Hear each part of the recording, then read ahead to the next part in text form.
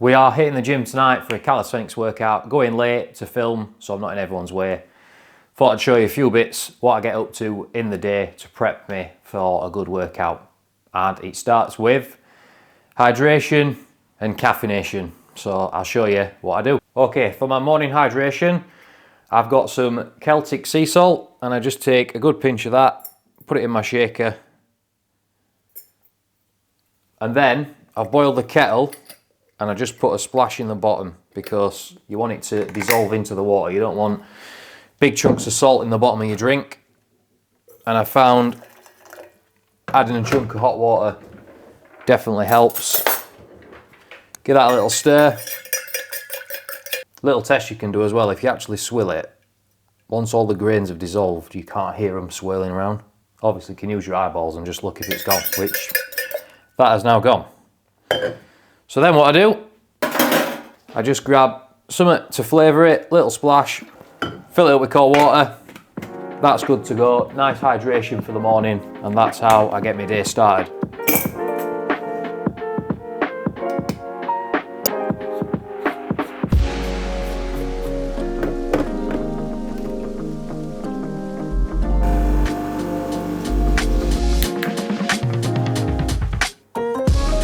"20 minutes has passed and it's coffee time. Important for me because I don't eat breakfast. I don't eat while 11, 12 o'clock normally.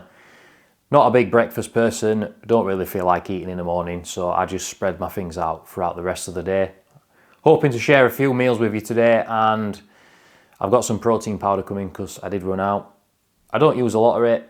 I've kind of gone off supplements altogether recently, hence the salt and some other bits that I brought into the diet.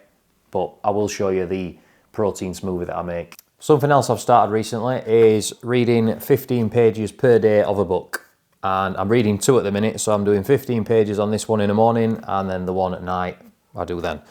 This one's actually creating a This one's creating a blockbuster brand, and it's virtually someone that worked in Hollywood that's used their storytelling methods to help brands with stories, people on YouTube. Hence why I'm reading it, because I'm hopefully going to get better at vlogs and telling stories and being able to put educational content into an entertaining way. Obviously, we've got a long way to go in the book, and we've probably got a lot to learn, but we're getting there. We're trying as best. Okay, so meal 1, 2 slices of sourdough toasted, beans and some nitrate-free bacon. Quick, simple, easy, and it also tastes good.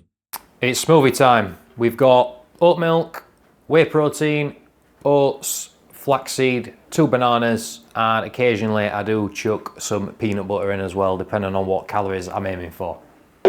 So let's get this blended up.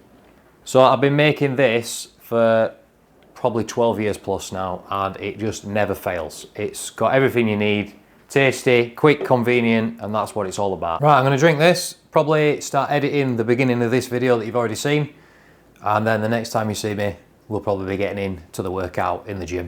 So you join me for the workout. We're going to do 8 different exercises, and I am starting with the neutral grip ring rows. Great for your back, and it's one I like to start with over anything else. Gets me warmed up nicely. I think on the first set here I did 15 or 16 reps, and then the second was quite a few less. I think I got 12 from memory, because you do fatigue pretty fast on these. And although I do like pull-ups, I equally like doing these as well now, especially with the neutral grip. Once I've warmed up on this exercise, I like to get straight into my favourites, and that is weighted pull-ups. This is something I'm trying to progress massively at the minute. So I'll start with 20 kilos, and I think I can get 4 reps at the minute, which is disappointing because I used to be able to get 10, but we will come back strong. So after I've done 4 of these, and they are strict, the full dead hang every time, there's no cheating reps, I then drop it down to 15 kilos.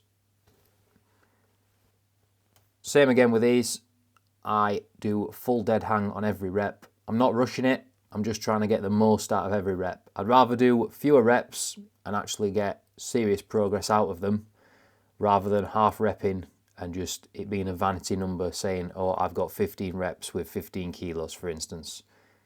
And then once I've done these, I drop it down to 10 kilos, and that will be my last set of weighted pull-ups. So a few more with 10, because obviously it's considerably lighter than the 20 and the 15, but we are fatigued by this point.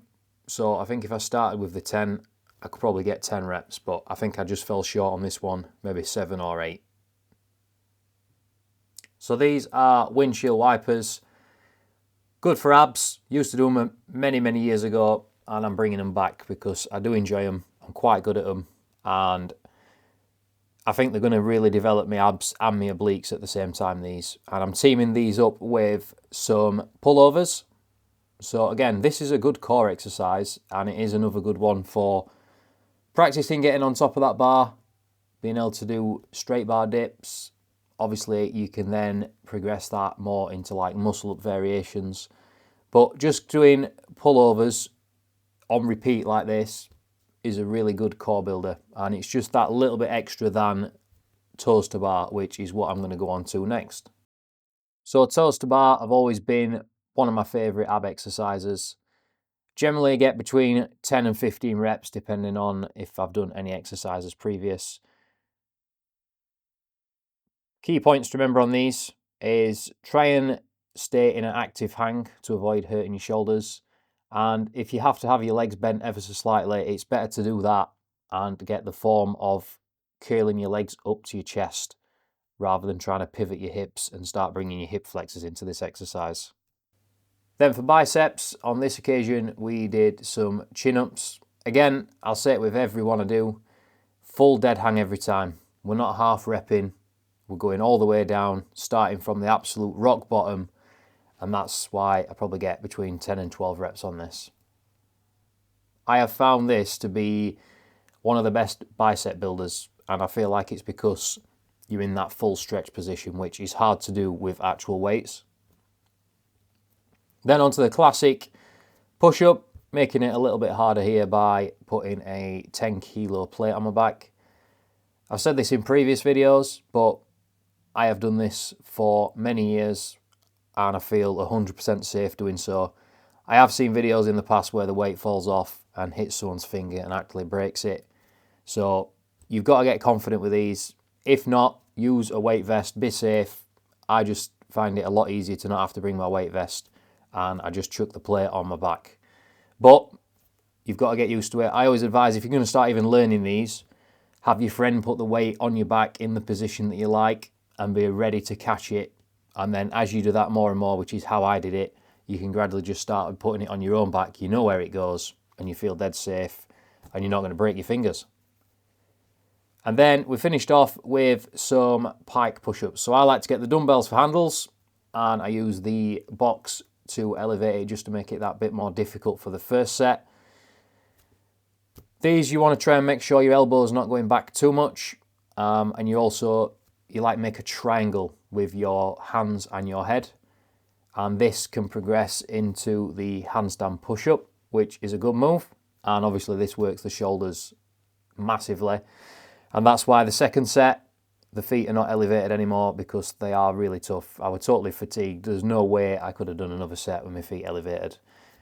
It's an exercise that I have never dedicated enough time to, which is why I'm now putting them into more and more sessions, because I feel like I'm going to get a lot of benefits, grow my shoulders, and ultimately we'll be able to get the handstand push-up one day. And this is the current condition.